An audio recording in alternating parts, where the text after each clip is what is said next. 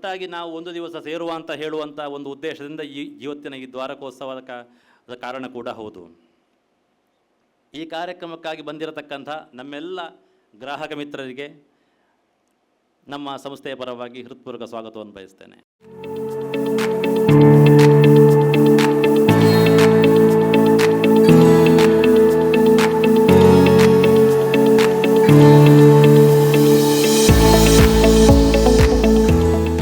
ಹಾಡು ನನಗೆ ನೆನಪಾಯಿತು ಕೇಳ್ತಾ ಇದ್ದಾಗ. ಕನಸುಗಾರನ ಕತೆ ಅಂತ ಹೇಳಿ ನನಗೆ ಈ ಸಂದರ್ಭದಲ್ಲಿ ಹೇಳಬೇಕು ಅಂತ ಅನ್ನಿಸಿದಂಥದ್ದು ಸನ್ಮಾನ್ಯ ಗೋಪಾಲಕೃಷ್ಣರ ಕಥೆಯನ್ನು. ಯಾಕಂತ ಹೇಳಿದರೆ ಅದನ್ನು ಯಾವ ರೀತಿಯಲ್ಲಿ ನನ್ನ ಹೆಚ್ಚು ಆಲೋಚನೆ ಮಾಡಲಿಕ್ಕೂ ಆಗಲಿಲ್ಲ. ನನ್ನ ಸ್ನೇಹಿತರಿಗೆ ಗೊತ್ತುಂಟು, ಒಂದು 2 ದಿವಸದಿಂದ ನಾವು ಸರಿಯಾಗಿ ನಿದ್ರೆ ಮಾಡದಂಥ ಯಾವುದೋ ಒಂದು ಸ್ಥಿತಿ ಇತ್ತು. ಅಂತಹ ಸಂದರ್ಭದಲ್ಲಿ ಈ ಹೆಚ್ಚು ಆಲೋಚನೆ ಮಾಡದೆ ನನಗೆ ಮನಸ್ಸಿನಲ್ಲಿ ಬಂದಂಥ ಒಂದು ಕಲ್ಪನೆ ಯಾವುದು ಅಂತ ಹೇಳಿದರೆ, ಈ ಕನ್ಸ್ಟ್ರಕ್ಷನ್ನ ಹೆಸರು ಏನು ಅಂತ ಹೇಳಿದರೆ ದ್ವಾರಕಾ ಕನ್ಸ್ಟ್ರಕ್ಷನ್. ಅದರ ಪ್ರೊಪ್ರೈಟರ್ ಯಾರು, ಮುಖ್ಯಸ್ಥರು ಯಾರು ಅಂತ ಹೇಳಿದರೆ ಗೋಪಾಲಕೃಷ್ಣ. ಈ ದ್ವಾರಕವನ್ನು ನಾವು ಎಲ್ಲೋ ಒಂದು ಹಿಂದೆ ನಾವು ಈ ಹೆಸರನ್ನು ಕೇಳಿದ್ದೇವೆ, ದ್ವಾರಕ ದ್ವಾರಕ ದ್ವಾರಕ. ಯಾವುದು ಅಂತ ಹೇಳಿದರೆ ಅದು ಕೃಷ್ಣನಗರಿ. ಈ ದ್ವಾರಕ ಅಂತ ಹೇಳುವಂಥದ್ದು ಕೇವಲ ಒಂದು ನಗರ ಆಗಿರಲಿಲ್ಲ ಅಂತ, ಅದೊಂದು ಕೇವಲ ನಗರ ಆಗಲಿಲ್ಲ, ಅದು ಒಂದು ದೈವಿಕವಾದಂಥ ಸಂಸ್ಕೃತಿಯಾಗಿತ್ತು. ಏನು ಕಾಣಲಿಕ್ಕೆ ಸಿಗ್ತದೆ ಅಂತ ಹೇಳಿದರೆ, ಅವರ ಬಗ್ಗೆ ಒಂದಷ್ಟು ತಿಳ್ಕೊಳ್ಳುವಾಗ ನನಗೆ ಬಂದಂಥದ್ದು, ಅವರು ಮನೆ ಕಟ್ಟಿಕೊಟ್ಟದ್ದಲ್ಲ ಅಂತ. ಆ ಮನೆಯನ್ನು ಯಾವ ರೀತಿಯ ಮನೆಯನ್ನು ಕಟ್ಟಿಕೊಟ್ರು ಅಂತ ಹೇಳಿದರೆ ನೆಮ್ಮದಿಯ ಮನೆ ಅಂತ. ಆ ಹೆಸರೇ ನನಗೊಂದು ಅಪ್ಯಾಯಮಾನವಾಯಿತು. ನೆಮ್ಮದಿಯ ಮನೆಯನ್ನು ಕಟ್ಟಿಕೊಟ್ರು. ಈಗ ಏನು ಮಾಡಿದರು, ಬದುಕಿನ ಸಂಜೆಯಲ್ಲಿ ಇರತಕ್ಕಂತಹ ವ್ಯಕ್ತಿಗಳಿಗೆ ಒಂದು ಉಜ್ಜೀವನವನ್ನು ಕೊಡುವಂಥದ್ದು, ಹೊಸ ಜೀವನವನ್ನು ಕೊಡುವಂಥದ್ದು, ನವಜೀವನವನ್ನು ಕೊಡುವಂಥದ್ದು. ಅಥವಾ ಎಲ್ಲೋ ನಾವು ಬದುಕಿನಲ್ಲಿ ಎಲ್ಲ ಕಳೆದುಕೊಂಡೆವು, ಇನ್ನು ಆಯ್ತಲ್ಲ, ಇನ್ನೇನು ಉಂಟು ಅಂತ ಹೇಳುವಂಥ ಸಂದರ್ಭದಲ್ಲಿ ಕೂಡ ಉಂಟಲ್ಲ, ಆ ಬದುಕಿನ ಬಗ್ಗೆ ಇರತಕ್ಕಂಥ ಉತ್ಸಾಹವನ್ನು ಮತ್ತೆ ಹೆಚ್ಚಿಸುವಂಥ ಒಂದು ಉಜ್ಜೀವನದ ಪ್ರಕ್ರಿಯೆಯನ್ನು ಮಾಡುವಂಥದ್ದು. ಅದಕ್ಕೆ ಉಜ್ಜೀವನವನ್ನು ಮಾಡ್ತಾ ಇದ್ದಾರೆ.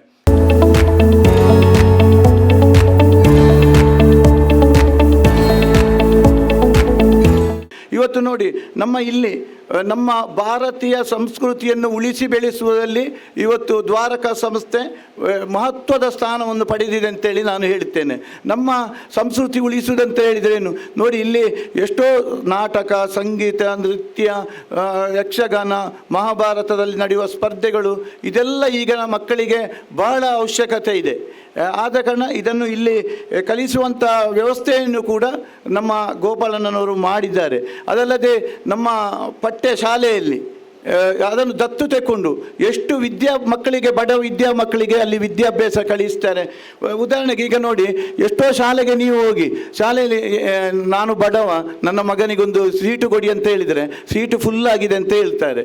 ಇಲ್ಲ ಇದ್ದರೆ ನೋಡಿ, ಸ್ವಲ್ಪ ಮಕ್ಕಳಿಗೆ ಮಾರ್ಕು ಕಡಿಮೆ ಆದರೆ ನೀವು ನೋಡಿ, ಇದು ಸೀಟು ಉಂಟಂತ ಕೇಳಿದರೆ ಇಲ್ಲ ಅಂತ ಹೇಳ್ತಾರೆ. ನೋಡಿ, ನೀವು ಪಠ್ಯಶಾಲೆಗೆ ಹೋಗಿ, ಅವ ಬಡವನಾದರೂ ಅವನಿಗೆ ತನ್ನ ಕೈಯಲ್ಲಿ ಫೀಸನ್ನೆಲ್ಲ ಕಟ್ಟಿಸಿ ಮತ್ತು ಅಲ್ಲಿ ಕಡಿಮೆ ಮಾರ್ಕ್ ಇದ್ದವನಿಗೆ ಹೆಚ್ಚು ಮಾರ್ಕು ಸಿಕ್ಕುವಂತೆ ಮಾಡುವುದನ್ನು ನಾನು ಈಗ ಪಠ್ಯಶಾಲೆಯಲ್ಲಿ ಈ 1 ವರ್ಷದಲ್ಲಿ ಕಾಣ್ತಾ ಇದ್ದೇನೆ ಬಂಧುಗಳೇ.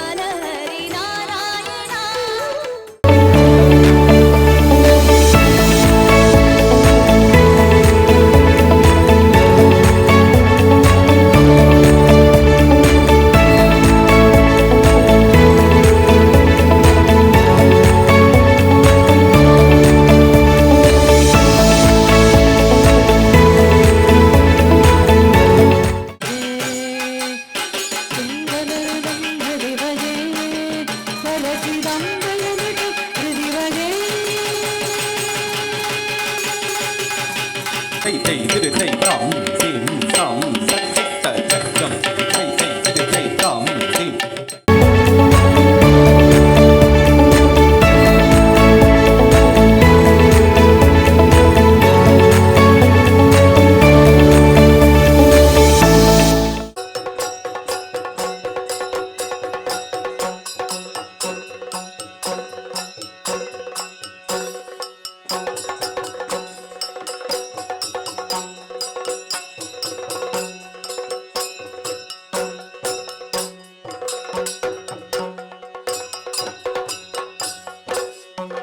ಬಳಿರೇ ಪರಾಕ್ರಮ ಕಂಠೀರವ ಇರುವಂತಹ ಸ್ಥಳ ದೇವೇಂದ್ರ ಎಂದುಕೊಂಡಿದ್ದೇವೆ. ಬಂದಂತಹ ಕಾರ್ಯ